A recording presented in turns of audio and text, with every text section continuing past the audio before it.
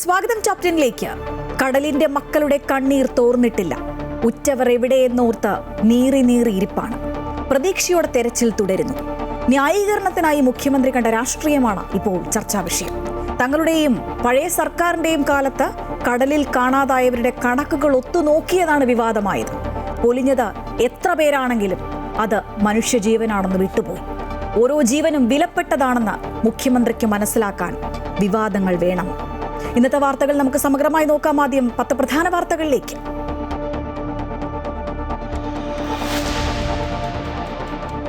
കടലിൽ കാണാതായ മത്സ്യത്തൊഴിലാളികൾക്കായുള്ള 10ാം ദിവസത്തെ തെരച്ചിലും ഫലം കണ്ടില്ല. മുതലപ്പുഴയിലും വിഴിഞ്ഞത്തും തെരച്ചിൽ നാളെയും തുടരും. നീണ്ടകരയിൽ നേവി നിരീക്ഷണം. കേന്ദ്രമന്ത്രി സുരേഷ് ഗോപിയുടെ അഭ്യർത്ഥനയിൽ ഒറ്റരാത്രി കൊണ്ട് നേവിക്കായി ഹെലിപാഡ് ഒരുക്കി മാതാ അമൃതാനന്ദമയി മഠം. സർക്കാർ സംവിധാനങ്ങളിൽ വീഴ്ചയെന്ന പ്രതിപക്ഷ ആരോപണം തള്ളി മുഖ്യമന്ത്രി. പിണറായി വിജയന്റെ കാലത്ത് കടലിൽ കാണാതായത് 148 പേരെ എന്ന് മുഖ്യമന്ത്രി വി ഡി സതീശൻ. പരാമർശത്തിൽ വിമർശനവുമായി BJP.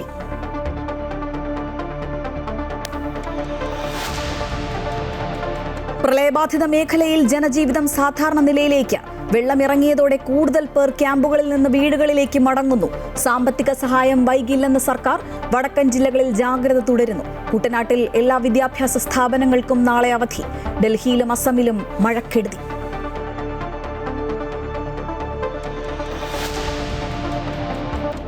വന്ദേമാതരം ആലാപന ഉത്തരവിൽ ചീഫ് സെക്രട്ടറിയെ തള്ളി മന്ത്രി കെ മുരളീധരൻ. സംസ്ഥാനത്തെ സ്വാതന്ത്ര്യദിനാഘോഷത്തിൽ വന്ദേമാതരം പൂർണ്ണമായി ആലപിക്കില്ല എന്ന് കെ മുരളീധരൻ. കേന്ദ്ര പ്രോട്ടോകോൾ സംസ്ഥാനം പിന്തുടരില്ല. കേരളത്തിൽ വന്ദേമാതരം 2 ഖണ്ഡിക മാത്രമേ ആലപിക്കൂ എന്ന് മന്ത്രി. മുഴുവൻ ആലപിക്കണമെന്ന് നിർദ്ദേശിച്ചിട്ടില്ല എന്ന് ലോക്ഭവൻ. വന്ദേമാതരം സർക്കുലർ ഉടൻ പിൻവലിക്കണമെന്ന് പ്രതിപക്ഷ നേതാവ് പിണറായി വിജയൻ.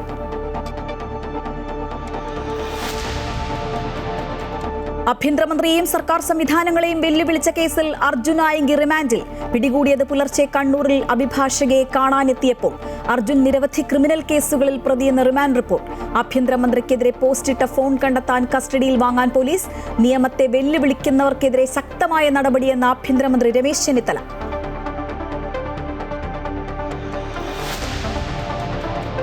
നീറ്റ് ഉൾപ്പെടെയുള്ള പരീക്ഷകളിൽ സുരക്ഷിതമായി നടത്താൻ NTA. ഏജൻസിയിൽ വൻ അഴിച്ചുപണി. CBI, ED, IB സംഘങ്ങളുമായി ചേർന്ന് പ്രവർത്തിക്കും. FCRA ഭേദഗതി ബില്ലിന്മേൽ പാർലമെന്റിൽ ബുധനാഴ്ച ചർച്ച. സംസ്ഥാനത്തിന്റെ പേര് ഔദ്യോഗിക രേഖകളിൽ കേരളമാക്കുന്നതുൾപ്പെടെയുള്ള 4 ബില്ലുകൾ നാളെ പരിഗണനയ്ക്ക്. CJP സമരത്തിലെ പോലീസ് നടപടിയിൽ ആഭ്യന്തരമന്ത്രി അമിത്ഷാ മറുപടി നൽകുന്നതുവരെ പ്രതിഷേധിക്കാൻ പ്രതിപക്ഷം.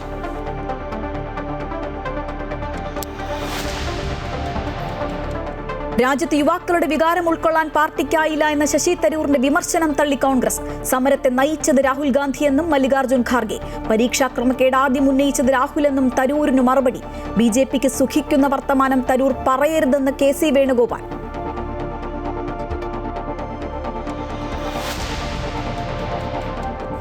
Ernakulam Peramadam saint John's Bethlehem Orthodox പള്ളിയിൽ സംഘർഷം. ആരാധനയ്ക്കെത്തിയ ഓർത്തഡോക്സ് വൈദികനെ യാക്കോബായ വിഭാഗം കയ്യേറ്റം ചെയ്തു. വൈദികൻ ആരാധനയ്ക്കെത്തിയത് കോടതി ഉത്തരവുമായി. പള്ളി ഏറ്റെടുത്ത് പോലീസ്.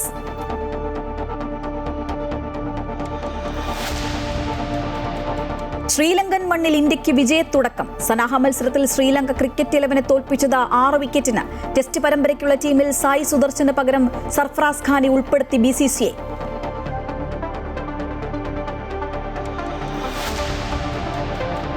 ഗസയ്ക്കായുള്ള ട്രംപിന്റെ ബോർഡ് ഓഫ് പീസ് സമാധാന പദ്ധതി തള്ളി ഇസ്രായേൽ. ഹമാസിനെ പൂർണ്ണമായും നിരായുധരാക്കുന്നതുവരെ പിൻവാങ്ങില്ലെന്ന് ബെഞ്ചമിൻ നെതന്യാഹു. രാജ്യം വിട്ടുവീഴ്ചയ്ക്കില്ലെന്നും നെതന്യാഹു. തീരുമാനം ക്യാബിനറ്റ് യോഗത്തിൽ.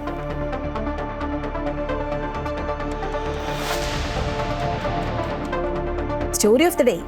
ചേർത്തുപിടിക്കാം, സ്നേഹസാന്ത്വനമാകാം. തിരുവനന്തപുരത്ത് കടലിൽ കാണാതായ മത്സ്യത്തൊഴിലാളികൾക്കായി ഇന്നും തിരഞ്ഞു. ഫലമുണ്ടായില്ല. നാളെയും തുടരും. മുതലപ്പുഴയിൽ കാണാതായ ഷിജിനെയും വിഴിഞ്ഞത്ത് കാണാതായ പുല്ലുവിള സ്വദേശി ജോണിനെയുമാണ് കണ്ടെത്താനുള്ളത്. സ്കൂബ സംഘത്തിനൊപ്പം മത്സ്യത്തൊഴിലാളികളും നേവിയും ചേർന്നാണ് തെരച്ചിൽ. മത്സ്യബന്ധനത്തിന് പോയ ജോണിയെയും ഷിജിനെയും കാണാതായിട്ട് 10 ദിവസം പിന്നിട്ടു. സ്കൂബ സംഘത്തിന്റെയും കോസ്റ്റൽ പോലീസിന്റെയും നേവിയുടെയും സംയുക്ത നേതൃത്വത്തിലായിരുന്നു തിരച്ചിൽ. ഷിജിനു വേണ്ടി മുതലപ്പുഴയിൽ സ്കൂബ സംഘം പരിശോധന നടത്തിയെങ്കിലും ആഴക്കടലിൽ കാഴ്ച വ്യക്തമല്ലാത്തതിനാൽ 2 തവണയായി പരിശോധന നിർത്തിവെച്ചു. നേവിയുടെ മുങ്ങൽ വിദഗ്ധർ എത്തിയാണ് പരിശോധന നടത്തിയത്. വിഴിഞ്ഞത്ത് ജോണിനായുള്ള അന്വേഷണവും തുടരുകയാണ്. ശക്തമായ പ്രതിഷേധം കണക്കിലെടുത്ത് വിഴിഞ്ഞത്ത് കൂടുതൽ മുങ്ങൽ വിദഗ്ധരെയും സേനാ വിഭാഗങ്ങളെയും എത്തിച്ചായിരുന്നു പരിശോധന. ശക്തമായ കടലൊടുക്കും തിരമാലയും പരിശോധനയ്ക്ക് തടസ്സം സൃഷ്ടിക്കുന്നതായാണ് മുങ്ങൽ വിദഗ്ധർ പറയുന്നത്. നമ്മൾ ലോക്കൽസ് പറഞ്ഞ ഏരിയ നമ്മൾ മൊത്തം കവർ ചെയ്തിട്ടുണ്ട്. അവർ ആ ഏരിയ പറഞ്ഞ് നമ്മൾ സർക്കിൾ പാറ്റേണിൽ ഫുൾ ഏരിയ കവർ ചെയ്തിട്ടുണ്ട്. നല്ല നല്ല രീതിയിൽ ആ തിരമാല അടിക്കുന്നത്. നമുക്ക് ഇറങ്ങിയിട്ടും കാര്യമില്ല, നമ്മൾ വെള്ളത്തിനടിയൊന്നും കാണാൻ പറ്റില്ല. ഇപ്പം തന്നെ വിസിബിലിറ്റി മഴ പെയ്തതിന് കാരണം വളരെ കുറവാണ്. ഏറ്റവും അടിയിൽ തന്നെ നോക്കിയാൽ മാത്രമേ കാണാൻ പറ്റത്തുള്ളൂ, മേളിൽ നോക്കിയൊന്നും കാണില്ല. ബന്ധുക്കളുടെയും നാട്ടുകാരുടെയും പ്രതിഷേധം കണക്കിലെടുത്ത് വീട്ടുകാരെ ബോധ്യപ്പെടുത്തിക്കൊണ്ടുള്ള പരിശോധനയാണ് വിഴിഞ്ഞത്ത് ജോണിനായും മുതലപ്പുഴയിൽ ഷിജിനായും നടക്കുന്നത്. അമൃത ന്യൂസ്, തിരുവനന്തപുരം. നീണ്ടകരയിൽ കാണാതായ മത്സ്യത്തൊഴിലാളി ഗൗതം കൃഷ്ണന് വേണ്ടിയുള്ള നേവിയുടെ തെരച്ചിൽ അവസാനിപ്പിച്ചു. Navy, coastal police, marine enforcement, fisheries വകുപ്പ് എന്നിവ സംയുക്തമായി നടത്തിയ തെരച്ചിലാണ് അവസാനിപ്പിച്ചത്. അതേസമയം മേഖലയിൽ നാളെ നേവിയുടെ ഹെലികോപ്റ്റർ ഉൾപ്പെടെയുള്ള നിരീക്ഷണം തുടരും. രാവിലെ 7 മണിയോടെയാണ് ഇന്ത്യൻ നാവികസേനയുടെ INS കൽപ്പേനി, ഫിഷറീസ് വകുപ്പ്, മറൈൻ എൻഫോഴ്സ്മെന്റ്, കോസ്റ്റൽ പോലീസ് എന്നിവർ സംയുക്തമായി തെരച്ചിൽ ആരംഭിച്ചത്. നേവിയുടെ സ്കൂബ ടീമും 2 മണിവരെ പരിശോധന നടത്തിയെങ്കിലും യാതൊന്നും കണ്ടെത്തിയില്ല. തുടർന്നാണ് പരിശോധന അവസാനിപ്പിച്ചത്. നേവിയുടെ ഹെലികോപ്റ്റർ അടക്കം മേഖലയിൽ നാളെ തെരച്ചിൽ നടത്തും. സാധ്യമായ എല്ലാ രീതിയിലും പരിശോധന തുടരുകയാണെന്ന് ജില്ലാ കളക്ടർ ആനി ജൂല തോമസ് പറഞ്ഞു. നിലവിൽ നടക്കുന്ന തെരച്ചിലിൽ പ്രതീക്ഷയുണ്ടെന്ന് ഗൗതം കൃഷ്ണന്റെ അമ്മ രേഷ്മ പ്രതികരിച്ചു. അതേസമയം ഫിഷറീസ് വകുപ്പ് മന്ത്രി പിന്നീട് തന്നെ വിളിച്ചിട്ടില്ലെന്നും രേഷ്മ പറഞ്ഞു. ഗൗതം കൃഷ്ണന്റെ വീട് സന്ദർശിച്ച BJP സംസ്ഥാന അധ്യക്ഷൻ രാജീവ് ചന്ദ്രശേഖർ സർക്കാരിനെതിരെ രൂക്ഷ വിമർശനവുമായി രംഗത്തെത്തി. അനാവശ്യ വിവാദങ്ങൾക്ക് പിന്നാലെയാണ് സർക്കാരെന്ന് അദ്ദേഹം പറഞ്ഞു. അവർ വന്ന് കാണണ്ടേ, സന്ദർശിക്കണ്ടേ, പക്ഷേ അത് ചെയ്യാണ്ട് വന്ദേ മാതരം, വീർ സവർക്കറിന്റെ അത് പിടിച്ച് നടക്കുന്ന ഒരു മുസ്ലിം ലീഗിനോട് എനിക്ക് ചോദിക്കാനുള്ളത്, നിങ്ങൾ മന്ത്രിയാണ്, ഇപ്പോൾ മന്ത്രി സ്ഥാനത്തിൽ ഇരിക്കുമ്പോൾ ഒരു ഉത്തരവാദിത്വം നിങ്ങൾക്കുണ്ട്, അത് മനസ്സിലാക്കണം. അതേസമയം ഗൗതം കൃഷ്ണയ്ക്ക് വേണ്ടിയുള്ള തെരച്ചിലിൽ ഇടപെടൽ നടത്തിയ കേന്ദ്ര സഹമന്ത്രി സുരേഷ് ഗോപിക്കും അമ്മ രേഷ്മ നന്ദി അറിയിച്ചു. അമൃത ന്യൂസ്, കൊല്ലം. ഒറ്റ രാത്രി കൊണ്ട് ഒരു ഹെലിപാഡ് നിർമ്മിച്ച് ഗൗതമിനായുള്ള തെരച്ചിലിന് കൈത്താങ്ങായി മാതാ അമൃതാനന്ദമയി മഠം. നാവികസേനയുടെയും കോസ്റ്റ് ഗാർഡിന്റെയും രക്ഷാപ്രവർത്തനം ശക്തമാക്കാൻ അമൃതപുരി എഞ്ചിനീയറിംഗ് കോളേജ് ഗ്രൗണ്ടിലാണ് ഒറ്റ രാത്രി കൊണ്ട് ഹെലിപാഡ് നിർമ്മിച്ച് കൈമാറിയത്. കേന്ദ്രമന്ത്രി സുരേഷ് ഗോപിയുടെ അഭ്യർത്ഥനയെ തുടർന്ന് സദ്ഗുരു ശ്രീ മാതാ അമൃതാനന്ദമയി ദേവിയുടെ നിർദ്ദേശപ്രകാരമായിരുന്നു അടിയന്തര നടപടി. കൊല്ലം നീണ്ടകരയിൽ മത്സ്യബന്ധനത്തിനിടെ വള്ളമെറിഞ്ഞ് കടലിൽ കാണാതായ ഗൗതം കൃഷ്ണയ്ക്കായുള്ള തെരച്ചിൽ 10ാം ദിവസത്തിലേക്ക് കടക്കുമ്പോൾ രക്ഷാപ്രവർത്തനങ്ങൾക്ക് കൈത്താങ്ങാവുകയാണ് മാതാ അമൃതാനന്ദമയി മഠം. നാവികസേനയുടെ ഹെലികോപ്റ്റർ ഉൾപ്പെടെയുള്ള രക്ഷാപ്രവർത്തനങ്ങൾക്ക് സഹായകരമാകുന്ന തരത്തിൽ അമൃതപുരി എഞ്ചിനീയറിംഗ് കോളേജ് ഗ്രൗണ്ടിലാണ് ഒറ്റ രാത്രി കൊണ്ട് ഹെലിപാഡ് നിർമ്മിച്ചത്. കേന്ദ്രമന്ത്രി സുരേഷ് ഗോപിയുടെ അഭ്യർത്ഥനയെ തുടർന്ന് മാതാ അമൃതാനന്ദമയി ദേവിയുടെ നിർദ്ദേശപ്രകാരമായിരുന്നു ഹെലിപാഡ് നിർമ്മാണം. എന്തെങ്കിലും ഡെബ്രി സ്പോട്ടിൽ പോയി ഫൈൻഡിങ് ഉണ്ടെങ്കിൽ അത് പിക്ക് ചെയ്യാനോ, ആർക്കെങ്കിലും ഒരു ഡിസ്ട്രസ് സിറ്റുവേഷൻ വന്നാൽ നമുക്ക് എന്തെങ്കിലും ലിഫ്റ്റിംഗ് അവിടെ നിന്ന് ആവശ്യമാണെങ്കിൽ ഹെലികോപ്റ്റർ എന്ന് പറയുന്നത് അനിവാര്യമാണ്.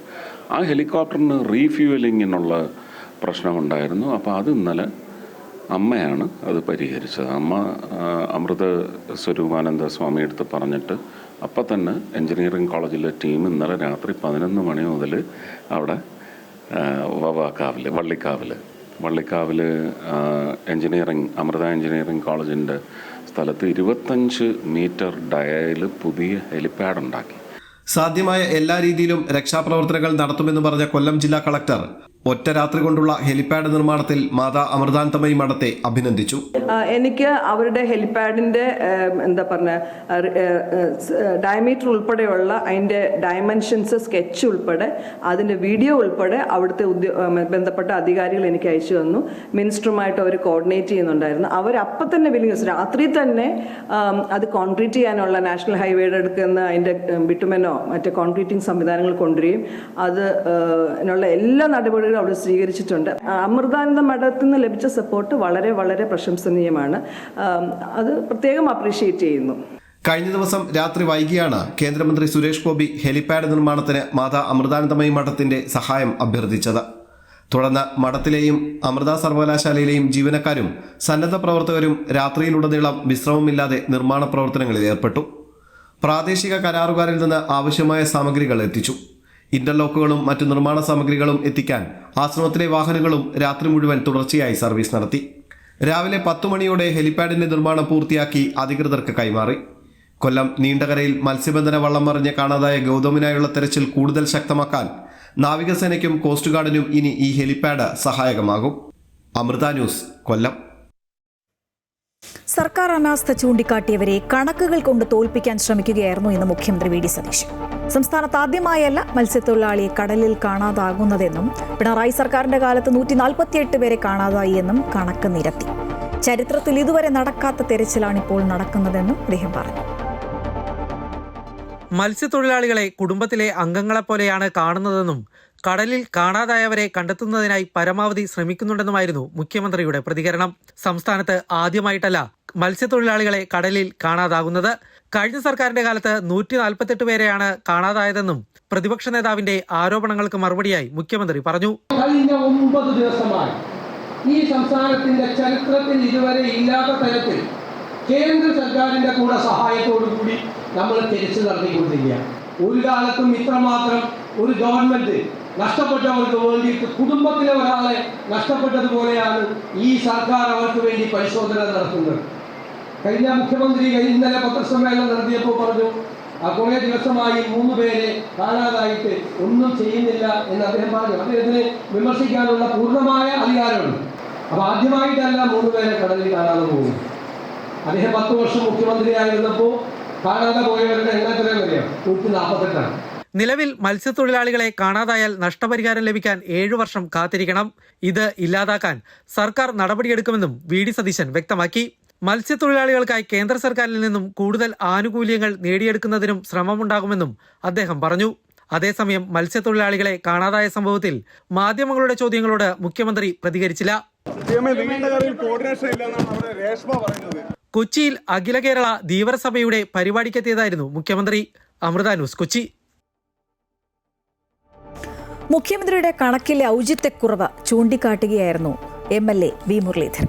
ഓരോ മനുഷ്യജീവനും വിലപ്പെട്ടതാണ്. മലയാളികളെ ലജ്ജിപ്പിക്കുന്ന തരത്തിലുള്ള പ്രസ്താവന പിൻവലിക്കാൻ മുഖ്യമന്ത്രി തയ്യാറാകണമെന്നും അദ്ദേഹം പറഞ്ഞു. ഒരു നാടിൻ്റെ ഭരണാധികാരിയിൽ നിന്ന് ഒരു കാരണവശാലും ഉണ്ടാകാൻ പാടില്ലാത്ത തരത്തിലുള്ള ഒരു പ്രതികരണമാണ് നമ്മുടെ മുഖ്യമന്ത്രിയുടെ ഭാഗത്ത് നിന്നുണ്ടായത് എന്നുള്ളത് മലയാളികളെ മുഴുവൻ തന്നെ ലജ്ജിപ്പിക്കുന്ന തരത്തിലുള്ള ഒരു പരാമർശം. അദ്ദേഹം ആ പ്രസ്താവന പിൻവലിച്ച് ആദ്യം മാപ്പ് പറയണം ഈ കേരളത്തിലെ ജനങ്ങളോട്. കാരണം കഴിഞ്ഞ സർക്കാരിൻ്റെ കാലത്ത് 148 പേര് മരിച്ചു അല്ലെങ്കിൽ കാണാതായി. ഈ സർക്കാരിൻ്റെ കാലത്ത് ഇപ്പോൾ 4 എണ്ണല്ലേ ആയുള്ളൂ എന്ന് പറഞ്ഞാൽ 147 പേർ കാണാതാകുന്നത് വരെ ഈ സർക്കാർ ഒന്നും മിണ്ടാതിരിക്കുന്നതാണ് അതിൻ്റെ അർത്ഥം. മാത്രമല്ല അദ്ദേഹം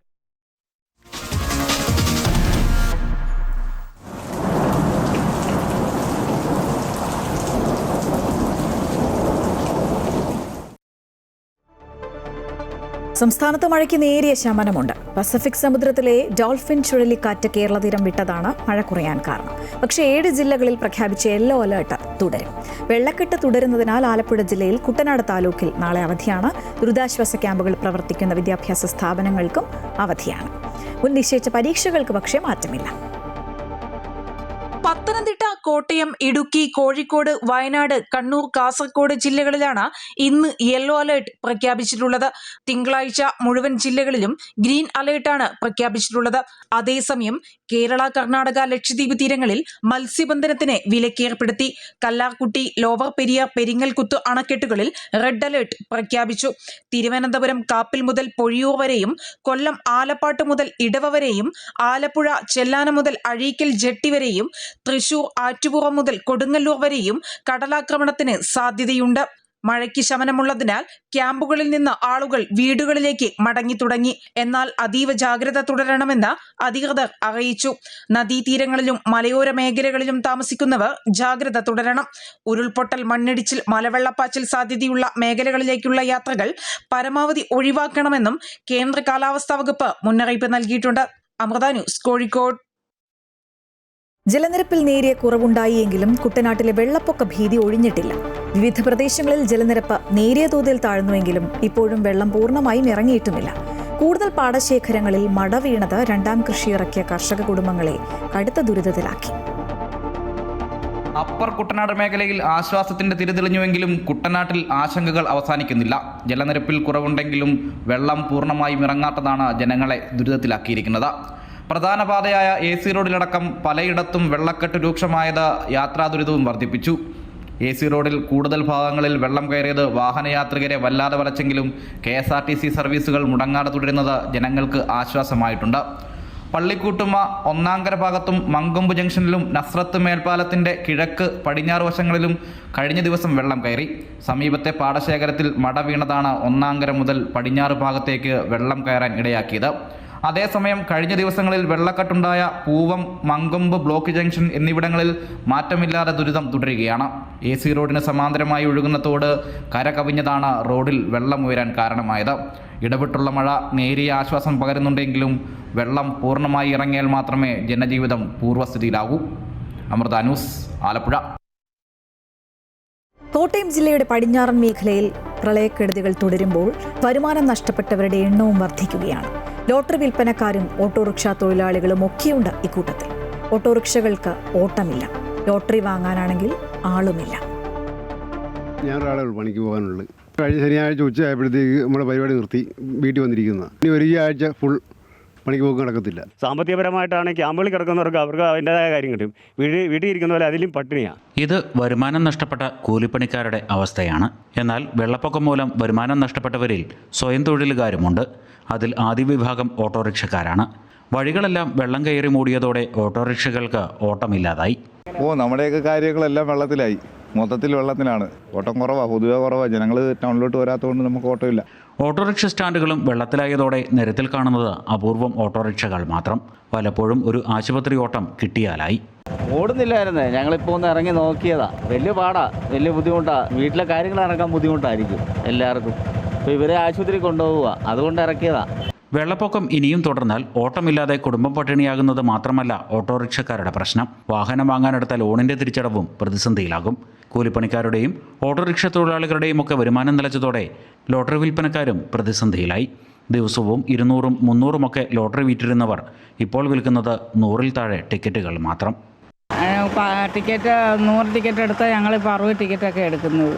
തട്ടുകലങ്ങനെ അധികം ടിക്കറ്റ് കച്ചവടമില്ല. പിന്നെ മഴയും കൂടെ ആയപ്പോൾ ഭയങ്കര ബുദ്ധിമുട്ടായിരുന്നു. വഴി വരെ വെള്ളമായിരുന്നു. കൂലിപ്പണിക്കാരാ നമുക്കൊരു സഹായമുള്ളത്. അവർക്ക് ഈ മഴയും വെള്ളത്തിന് അവർ പണിക്ക് പോകാൻ പറ്റുമോ? പിന്നെ എങ്ങനെ ടിക്കറ്റ് തീരും? പിന്നെ ഇതും കൊണ്ടൊക്കെയാണ് കഴിയുന്നത്. എന്നാൽ എനിക്ക് സുഖമില്ലാത്തതാണ്, എന്നെ വണ്ടി ഇടിച്ച് എനിക്ക് കാല് സുഖമില്ലാത്തതാണ്. അത് കാരണം പിന്നെ ഇതും കൊണ്ട് അന്നന്ന് മരുന്നെല്ലാം മേടിക്കാമല്ലോ എന്നോർത്ത് വന്നിരിക്കുന്ന തണുപ്പൊക്കെ ആയിട്ടും. ഇപ്പോൾ മഴ തുടങ്ങിയ ശേഷം ഇപ്പോൾ കൂടുതലൊന്നും ടിക്കറ്റ് ചിലവൊന്നുമില്ല. ചിലവെന്ന് പറഞ്ഞാൽ കൂടുതൽ എല്ലാ സ്ഥലത്തും വെള്ളപ്പൊക്കമല്ലേ. ഇപ്പോൾ പണിയുമില്ല, കച്ചവടവുമില്ല. നേരത്തെ ഞാനും എൻ്റെ മകനും കൂടി ഒരു 300-400 ടിക്കറ്റ് അങ്ങനെ വിൽക്കുന്നതാണ്. ഇപ്പം പോയിട്ട് 60 തന്നെ എടുക്കുന്നുള്ളൂ. ഈ 60ൻ്റെ അകത്ത് 400 രൂപയേ ഉള്ളൂ. വെള്ളം കയറിയ വീടുകൾക്കും കടകൾക്കും സഹായം നൽകുന്നതുകൊണ്ടോ പ്രളയബാധിതരെ ക്യാമ്പുകളിലേക്ക് മാറ്റിയതുകൊണ്ടോ ദുരിതാശ്വാസമാകുന്നില്ല എന്നതാണ് യാഥാർത്ഥ്യം. ജീവിതത്തിൻ്റെ രണ്ടറ്റം കൂട്ടിമുട്ടിക്കാൻ കഷ്ടപ്പെടുന്നവർക്ക് പ്രത്യേക സഹായം സർക്കാർ നൽകേണ്ടതുണ്ട്. അമൃത ന്യൂസ്, കോട്ടയം. ഡൽഹിയിൽ കഴിഞ്ഞ 4 ദിവസമായി തുടരുന്ന കനത്ത മഴയിൽ വൻ നാശനഷ്ടങ്ങൾ. തെക്ക് കിഴക്കൻ ഡൽഹിയിലെ മദൻപൂർ ഖദറിൽ ഓടയിൽ വീണ യുവാവിനെ കാണാതായി. 24 മണിക്കൂർ കൂടി ഇടവിട്ട മഴ തുടരുമെന്ന് കാലാവസ്ഥാ നിരീക്ഷണ കേന്ദ്രം അറിയിച്ചിട്ടുണ്ട്. ഉത്തരാഖണ്ഡ്, ഹിമാചൽ പ്രദേശ് സംസ്ഥാനങ്ങളിലും മഴ തുടരുകയാണ്. അസമിൽ മഴക്കെടുതിയിൽ മരണം 99ആയി. ഡൽഹിയിൽ കഴിഞ്ഞ 4 ദിവസമായി പെയ്ത കനത്ത മഴയിൽ വൻ നാശനഷ്ടമാണ് റിപ്പോർട്ട് ചെയ്തത്. മെഹ്റോളി, ബദർപൂർ, ദൗളക്കാൻ, ഗുരുഗ്രാം മേഖലകളിൽ താഴ്ന്ന പ്രദേശങ്ങളിൽ വെള്ളം കയറി. തെക്ക് കിഴക്കൻ ഡൽഹിയിലെ മദൻപൂർ ഖദറിൽ ഓടയിലെ വെള്ളത്തിൽ വീണ യുവാവിനെ കാണാതായി. ദിയോളിക്കാവ് മേഖലയിൽ മഴയിൽ മതിൽ തകർന്നു വീണ നിരവധി വാഹനങ്ങൾ തകർന്നു. ഗുരുഗ്രാമിൽ റോഡ് വെള്ളത്തിനടിയിലായതോടെ മണിക്കൂറുകളോളം ഗതാഗതം തടസ്സപ്പെട്ടു. മഴയ്ക്ക് നേരിയ ശമനമുണ്ടെങ്കിലും അടുത്ത 24 മണിക്കൂർ ഇടവിട്ട മഴ തുടരുമെന്ന് കാലാവസ്ഥാ നിരീക്ഷണ കേന്ദ്രം മുന്നറിയിപ്പ് നൽകി. ഉത്തർപ്രദേശ്, ഹരിയാന, ഉത്തരാഖണ്ഡ്, ഹിമാചൽ പ്രദേശ് സംസ്ഥാനങ്ങളിലും മഴ തുടരുകയാണ്. ഉയർന്ന മേഖലകളിൽ അതീവ ജാഗ്രതാ നിർദ്ദേശം നൽകിയിട്ടുണ്ട്. അസം, മേഘാലയ ഉൾപ്പെടെ വടക്കിഴക്കൻ സംസ്ഥാനങ്ങളിൽ നിർത്താതെ പെയ്ത കനത്ത മഴ ജനജീവിതം ദുസ്സഹമാക്കി. അസമിൽ മഴക്കെടുതിയിൽ ഇതുവരെ 99 മരണം റിപ്പോർട്ട് ചെയ്തതായി സർക്കാർ ഔദ്യോഗികമായി അറിയിച്ചു. 14 ജില്ലകളിലായി 1.5 ലക്ഷത്തിലധികം ആളുകളെയാണ് മഴക്കെടുതി ബാധിച്ചത്. 400-ലധികം ഗ്രാമങ്ങൾ ഇപ്പോഴും വെള്ളത്തിനടിയിലാണ്. അമൃത ന്യൂസ്, ന്യൂഡൽഹി. സംസ്ഥാനത്തെ സ്വാതന്ത്ര്യദിനാഘോഷത്തിൽ വന്ദേമാതരം പൂർണ്ണമായും ആലപിക്കുമോ ഇല്ലയോ? ചീഫ് സെക്രട്ടറിയുടെ നിർദ്ദേശത്തിൽ മുഖ്യമന്ത്രിയുടെ നിലപാടാണ് ഇനി അറിയേണ്ടത്. പക്ഷേ മന്ത്രി കെ മുരളീധരൻ കാര്യങ്ങൾ അറിയിച്ചിട്ടുണ്ട്. 2 ഖണ്ഡിക മാത്രമേ ആലപിക്കുകയുള്ളൂ. അതിനിടെ RSS നയം നടക്കില്ല എന്ന് പറഞ്ഞ് പ്രതിപക്ഷ ഭരണകക്ഷികൾ വിമർശനം ഉന്നയിക്കുന്നുമുണ്ട്. സ്വാതന്ത്ര്യദിനത്തോടനുബന്ധിച്ച് ഹർ ഘർ തിരംഗ എല്ലാ വീടുകളിലും ത്രിവർണ പതാക പദ്ധതിയുടെ ഭാഗമായ ആഘോഷങ്ങളിൽ വന്ദേമാതരം പൂർണ്ണമായും ആലപിക്കണമെന്നാണ് കേന്ദ്ര സാംസ്കാരിക വകുപ്പ് നിർദ്ദേശിച്ചത്. ഇത് പ്രകാരം ചീഫ് സെക്രട്ടറി ഉത്തരവിറക്കിയതോടെയാണ് വിവാദമുയർന്നത്. എന്നാൽ സംസ്ഥാന ജില്ലാ തലങ്ങളിലും സർക്കാർ ഓഫീസുകളിലും ഔദ്യോഗികമായി നടക്കുന്ന സ്വാതന്ത്ര്യദിന പരിപാടികളിൽ വന്ദേമാതരം ഉൾപ്പെടുത്തിയിട്ടില്ല. ഹർ ഘർ തിരംഗ എന്ന പേരിൽ നടക്കുന്ന അനൗപചാരിക പ്രചാരണത്തിന് മാത്രമാണ് ഈ ഉത്തരവ് ബാധകമെന്നാണ് ചീഫ് സെക്രട്ടറിയുടെ വിശദീകരണം. ഇക്കാര്യത്തിൽ കേന്ദ്ര പ്രോട്ടോകോൾ അനുസരിക്കില്ലെന്നും കേരളത്തിൽ വന്ദേമാതരം 2 വരി മാത്രമേ ഉണ്ടാകൂവെന്നും മന്ത്രി കെ മുരളീധരൻ വ്യക്തമാക്കി.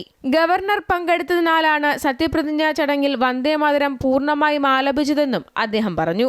അതിപ്പോൾ കേന്ദ്രത്തിൻ്റെ നിർദ്ദേശങ്ങളാണ് സാധാരണ ചീഫ് സെക്രട്ടറി സർക്കുലറായിട്ട് കൊടുക്കാറുള്ളത്. പക്ഷേ കേരളത്തിൽ ഒരു കാര്യം വളരെ വ്യക്തമാണ്. ഞങ്ങൾ മുമ്പ് പാടിയിരുന്ന 2 ഖണ്ഡിക മാത്രമേ പാടൂ.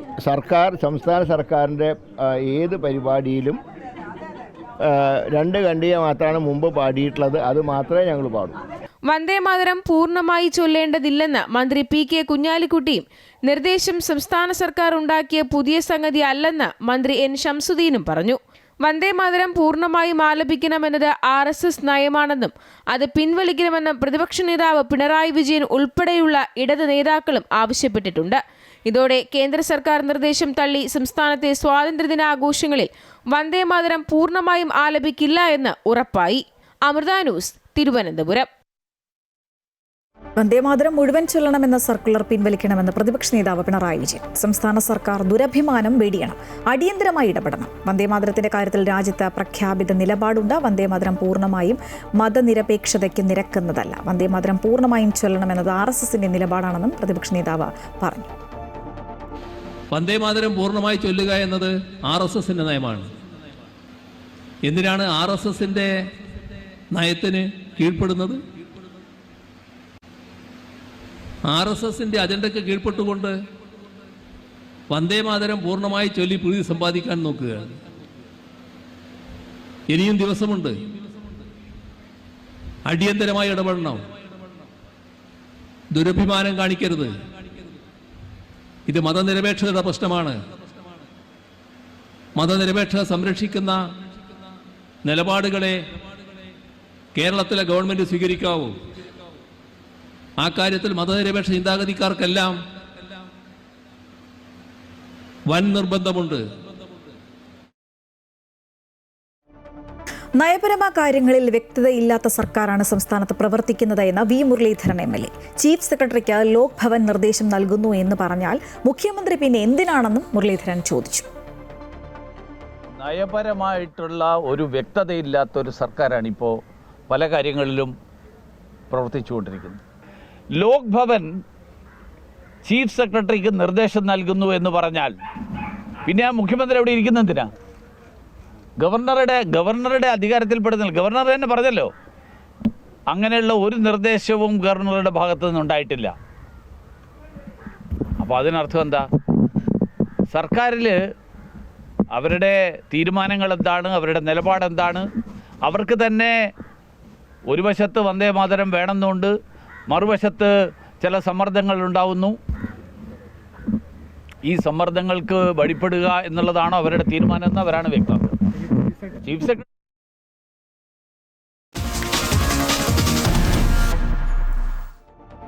നിയമവാഴ്ചയെ വെല്ലുവിളിച്ച ക്രിമിനൽ കേസിലെ പ്രതി അർജുൻ അയങ്കയെ ഒടുവിൽ പൂട്ടിയിരിക്കുകയാണ് police. Kannur cyber police register ചെയ്ത കേസിൽ 14 ദിവസം റിമാൻഡ് ചെയ്തു. കസ്റ്റഡിയിൽ ആവശ്യപ്പെട്ട് ഊന്നുകൽ പോലീസ് നാളെ അപേക്ഷ നൽകും. ആഭ്യന്തരമന്ത്രിക്കെതിരെ പോസ്റ്റിട്ട മൊബൈൽ ഫോൺ കണ്ടെത്തേണ്ടതിനാൽ അർജുൻ അയങ്കയെ കസ്റ്റഡിയിൽ വാങ്ങി അന്വേഷണം നടത്താനാണ് കണ്ണൂർ സൈബർ പോലീസിന്റെ തീരുമാനം. സംസ്ഥാനത്തിനകത്തും പുറത്തും അർജുൻ അയങ്കിക്കായി വ്യാപക തിരച്ചിലാണ് പോലീസ് നടത്തിയത്. വാഹനങ്ങൾ മാറി മാറി ഉപയോഗിച്ചും മൊബൈൽ ഫോൺ വഴിതെറ്റിച്ചും അന്വേഷണ സംഘത്തിന്റെ കണ്ണുവെട്ടിച്ചുമാണ് അർജുൻ ആയങ്കി ഈ ദിവസങ്ങളിൽ കഴിഞ്ഞിരുന്നത്. തളിപ്പറമ്പിൽ അർജുൻ ആയങ്കിയുടെ സാന്നിധ്യം തിരിച്ചറിഞ്ഞ പോലീസ് നിരീക്ഷണം ശക്തമാക്കിയിരുന്നു. ഏറെ നാടകീയതകൾക്കൊടുവിൽ ഇന്ന് പുലർച്ചെ 2:30 കണ്ണൂർ താളിക്കാവിലെ അഭിഭാഷക സുഹൃത്തിന്റെ അപ്പാർട്ട്മെന്റിൽ നിന്നാണ് അർജുൻ ആയങ്കിയെ പോലീസ് പിടികൂടിയത്. സൈബർ പോലീസ് രജിസ്റ്റർ ചെയ്ത കേസിൽ അറസ്റ്റ് ചെയ്ത പ്രതിയെ കൂത്തുപറമ്പ് മജിസ്ട്രേറ്റിന് മുന്നിൽ ഹാജരാക്കി. പ്രതിക്ക് വേണ്ടി ജാമ്യ ഹർജി നൽകാൻ അർജുന്റെ അഭിഭാഷകർ തയ്യാറായില്ല. തുടർന്ന് 14 ദിവസത്തേക്ക് റിമാൻഡ് ചെയ്ത അർജുൻ ആയങ്കിയെ തലശ്ശേരി സ്പെഷ്യൽ സബ് ജയിലിലേക്ക് മാറ്റി. നിലവിൽ 4ഓളം കേസുള്ള ആക്ക് ഇന്ന് ഞാനിപ്പം എൻ്റെ എല്ലാ കഴിവും സ്വാധീനം വെച്ചിട്ടും ജാമ്യം മാനിച്ചു കൊടുത്തു കഴിഞ്ഞാൽ അർജുൻ ആയെങ്കിൽ പുറത്തേക്ക് ഇറങ്ങുന്ന സമയത്ത് തന്നെ മറ്റു പോലീസുകാർ അറസ്റ്റ് ചെയ്യാനുണ്ടാവും. എന്തിനാണ് എല്ലാ കേസിലും ജാമ്യം എടുത്ത് പുറത്തിറങ്ങിയാൽ പോരെ?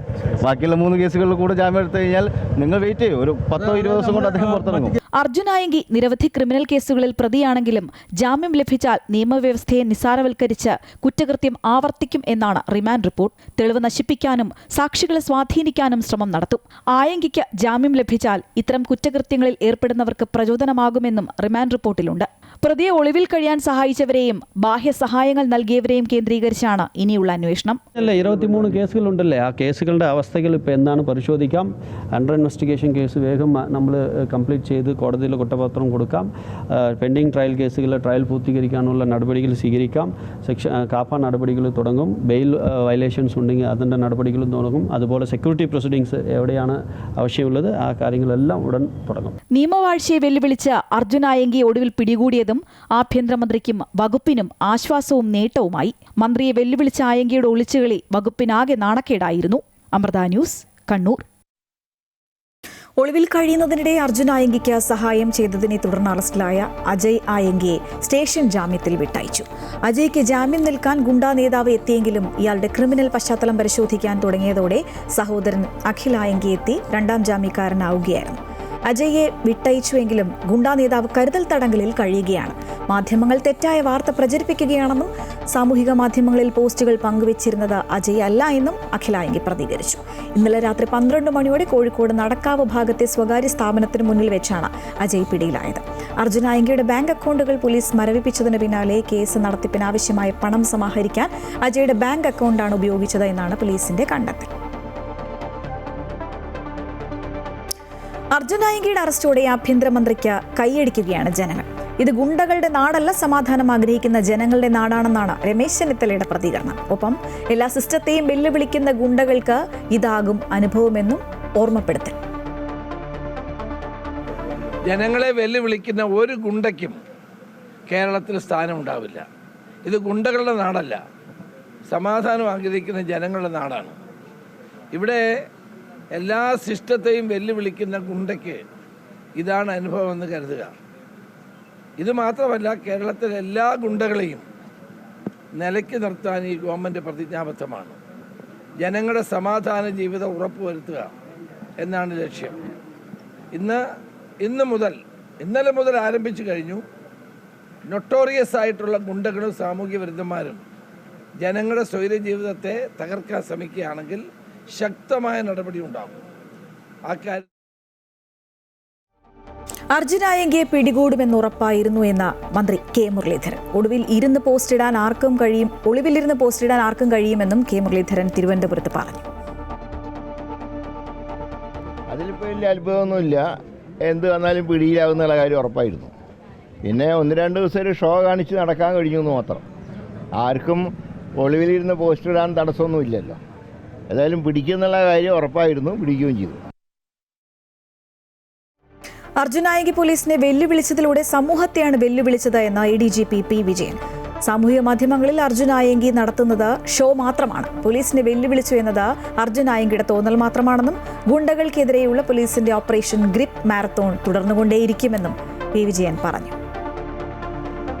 ഈ പോലീസിനെ വെല്ലുവിളിക്കുക എന്ന് പറഞ്ഞു കഴിഞ്ഞിരിക്കുകയാണെങ്കിൽ സമൂഹത്തിനെ വെല്ലുവിളിക്കലാണ്. പോലീസ് എന്ന് പറയുന്നത് സമൂഹത്തിൽ നിന്നും വേർതിരിക്കുന്ന ഒരു ഇൻസ്റ്റിറ്റ്യൂഷനല്ല. സമൂഹത്തിൻ്റെ സുരക്ഷിതത്വത്തിന് വേണ്ടിയിട്ടും ജനങ്ങളുടെ ജീവനും സ്വത്തിനും കാത്തു സൂക്ഷിക്കുന്നതിന് വേണ്ടിയിട്ടാണ്. അത്തരം പോലീസിനെ വെല്ലുവിളിക്കുന്നതിൽ ആഹ്ലാദം കണ്ടെത്തുന്നുണ്ടെങ്കിൽ അത് സമൂഹത്തിനെ വെല്ലുവിളിക്കുന്നതിൽ ആഹ്ലാദം കണ്ടെത്തുന്നതാണ്. ഞങ്ങൾ ഇത്തരത്തിൽ വെല്ലുവിളിക്കുന്നതിൽ ആഹ്ലാദം കാണുകയും അതിന് പോസ്റ്റിന് ലൈക്ക് ഇടുകയും കമൻ്റ് ഇടുകയൊക്കെ ചെയ്തിരിക്കുന്ന ആളുകളെയും പിന്നാലെ ഉണ്ട്. അല്ല, അയാൾ ചെയ്തിരിക്കുന്ന എന്ത്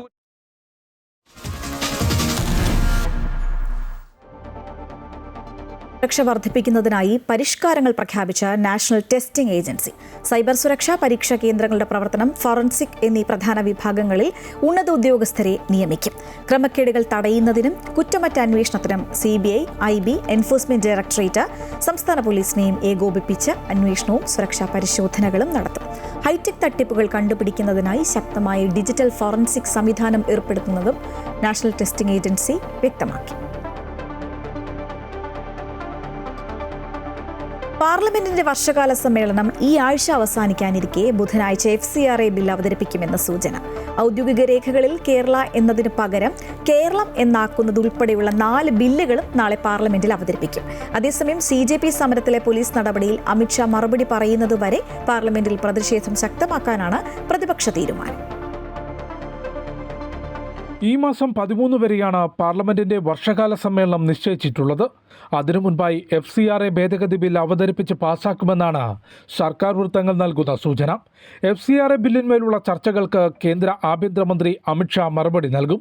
നിലവിൽ പാർലമെന്റിൽ അവതരിപ്പിക്കേണ്ട ബില്ലുകളുടെ പട്ടികയിൽ വിദേശ സംഭാവന നിയന്ത്രണ ഭേദഗതി ഉൾപ്പെടുത്തിയിട്ടില്ല.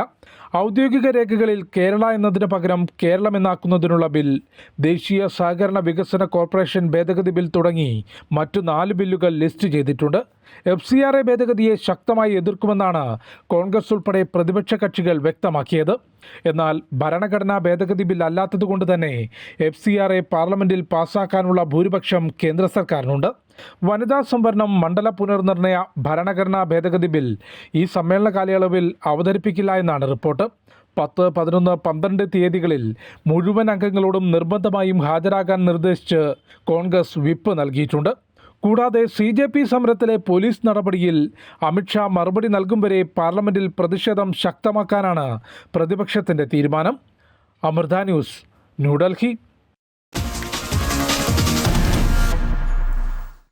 പരീക്ഷാ ക്രമക്കേടുമായി ബന്ധപ്പെട്ട പ്രതിഷേധങ്ങളിൽ രാഹുൽ ഗാന്ധിക്ക് കാര്യമായ ചലനമുണ്ടാക്കാനായില്ല എന്ന ശശി തരൂരിന്റെ പ്രസ്താവനയിൽ കോൺഗ്രസ് നേതൃത്വത്തിനിടയിൽ ഉണ്ടാക്കിയ അതൃപ്തി ചില്ലറയല്ല.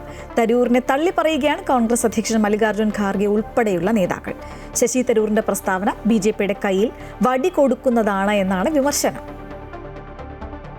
പരീക്ഷാ ക്രമക്കേടുമായി ബന്ധപ്പെട്ട പ്രതിഷേധങ്ങളിൽ കോക്രോച്ച് ജനതാ പാർട്ടിയെയും കോൺഗ്രസിനെയും താരതമ്യം ചെയ്തുകൊണ്ടായിരുന്നു ശശി തരൂരിന്റെ പ്രസ്താവന. രാഹുലിന്റെ സംവാദ പരിപാടി ചാത്രോം കി ഗുഞ്ചന് ജനസികളുടെ വിഷയങ്ങൾ പ്രതിഫലിപ്പിക്കാനും ജനങ്ങളുടെ പൾസ് മനസ്സിലാക്കാനും സാധിച്ചില്ലെന്നും തരൂർ വിമർശിച്ചിരുന്നു. തരൂരിന്റെ പരാമർശത്തിൽ പാർട്ടി നേതൃത്വത്തിന് കടുത്ത അതൃപ്തിയുണ്ടെന്നാണ് വിവരം. രാഹുൽ ഗാന്ധിയുടെ നീക്കങ്ങളെ പാർട്ടിക്കുള്ളിലെ മുതിർന്ന നേതാവ് തള്ളിപ്പറഞ്ഞത് BJPയുടെ കയ്യിൽ വടികൊടുക്കുന്നതാണെന്ന് നേതാക്കൾ വിമർശിച്ചു. രാഹുൽ ഗാന്ധി വിദ്യാർത്ഥികളുടെ അവകാശങ്ങൾക്കായി പോരാടിയെന്നും രാഹുൽ നടത്തിയ പ്രചാരണവും പിന്തുണയും അവർക്ക് ഗുണകരമായെന്നും മല്ലികാർജ്ജുന ഖാർഗെ പറഞ്ഞു. राहुल गांधी जी ने सबसे पहला मुद्दा उन्होंने उठाया. मैं ये नहीं कहना चाहता कि किसी छात्र ने नहीं उठाया, किसी पार्टी ने नहीं उठाया, लेकिन मेरा ये कहना है कि सबसे पहले अगर किसी ने इस मुद्दे को उठाकर कोटा में गए, सबसे मिले, उसके बाद में उसमें जान आ गई, सब चल रहा है. और उसके साथ साथ छात्र भी अपनी डिमांड को रखे हैं, वो भी लड़ रहे हैं, लेकिन उनके लड़ाई को सबसे ज्यादा पुष्टि मिली राहुल गांधी जी के कार्यक्रम के, और राहुल गांधी जो यंगस्टर्स को बूस्ट दे रहे हैं, उस बूस्ट का फायदा उनको भी हुआ. KC വേണുഗോപാൽ ഉൾപ്പെടെയുള്ള നേതാക്കളും ശശി തരൂരിന്റെ പ്രസ്താവനയിൽ കടുത്ത അതൃപ്തി അറിയിച്ചിട്ടുണ്ട്. വിവാദമായതോടെ തന്റെ വാക്കുകൾ വളച്ചൊടിച്ചുവെന്ന വിശദീകരണമാണ് ശശി തരൂർ നൽകിയത്. പാർട്ടിയെ കുറ്റപ്പെടുത്തുന്ന തരത്തിൽ വാക്കുകൾ വ്യാഖ്യാനിച്ചെന്നും തരൂർ വ്യക്തമാക്കി. കഴിഞ്ഞ ദിവസം മുംബൈയിൽ നടന്ന സംവാദ പരിപാടിയിലായിരുന്നു രാഹുലിനെ വിമർശിച്ചുകൊണ്ടുള്ള തരൂരിന്റെ പ്രസ്താവന. അമൃത ന്യൂസ്, ന്യൂഡൽഹി.